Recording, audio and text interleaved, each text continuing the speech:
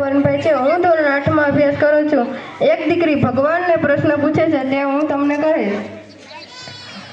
એક દીકરીની વેદના, આમ તો આખી નારી જાતિની વેદના, એટલે આ મારી પ્રાર્થના ચિઠ્ઠી. એક દીકરી ભગવાનને પત્ર લખે છે. આખી નારી જાતિ સાથે થતા અન્યાયના થોડાક પ્રશ્નો લખાય છે. એક સમજણની ઉંમરે પહોંચવા આવેલી દીકરી સરનામામાં લખે છે, મુકામ બ્રહ્મલોક, કમોળોની વચ્ચે, સ્વર્ગની બાજુમાં, નર્કની સામે, પ્રતિશ્રી અમને બનાવનાર બ્રહ્માજી. જય ભારત સાથે જણાવવાનું કે હું ભારતમાં જન્મેલી દીકરી, રોજ છાપા વાંચું છું, સમાચાર જોઉં છું અને નારી જાતિ સાથે થતા અત્યાચાર જોઈને કાગળ લખવાનું મન થાય છે. મારો પ્રશ્ન એક, સૌથી વધારે વ્રત અને તહેવારો અમે રહ્યા છીએ.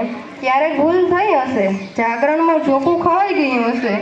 પુરુષો તો એકેય વ્રત કરતા નથી, છતાં અમારે ભોગવવાનું, આવું કેમ?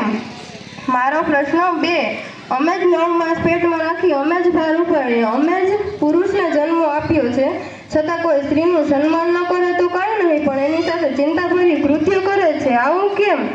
મારો પ્રશ્ન 3, નોકરી પણ કરવાની, ઘરની જવાબદારી પણ બાળકો સાથે નિભાવવાની અને તૈયાર માથે ખાવાના અને મેણાટોણા પણ સાંભળવાના, ક્યારેક તો માર પણ ખાવાનો, આવું કેમ? મારો પ્રશ્ન 4, શંકાઓની વચ્ચે જીવવાનું, મિનિટે મિનિટનો હિસાબ આપવાનો, પતિ ગમે તેટલા લફડા કરે તેને માફ કરવાનો અને અમારે મુક્તપણે હસવાનું પણ નહીં, આવું કેમ? મારો પ્રશ્ન 5, દર મહિને રક્ત વહાવવાનું, દુખાવો સહન કરવાનો, છતાં ક્યારેક તો અછતપણું પણ સહન કરવાનું, છતાં કોઈને કહેવાનું નહીં, આવું કેમ?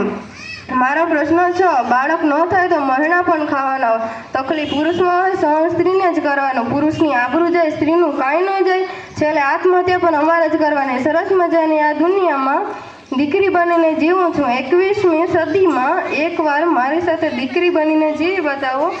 આ દુનિયા કેવી છે તે તમને પણ ખબર પડે.